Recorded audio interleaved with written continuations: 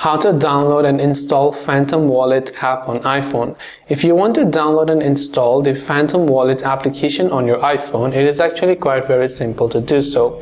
First of all, what you want to do is simply make sure that you have the proper internet connection. So check whether your Wi-Fi or mobile data, whatever you use primarily, is working just fine.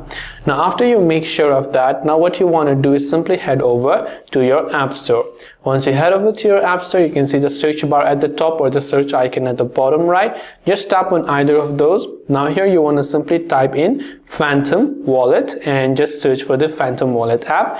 As you do so, you'll find the application called Phantom Crypto Wallet. This is the application that we want to download. So what we do is we just tap on the little get icon that you can find there if you have never installed it. If you have installed it, you'll find the cloud-like download icon. So go ahead and then verify also your face biometric verification. And once you've done that, the application will begin downloading on your device. I hope the video helped you. If you have any questions, feel free to leave them down below. Thanks for watching till the very end of this tutorial, and see you soon in the next video.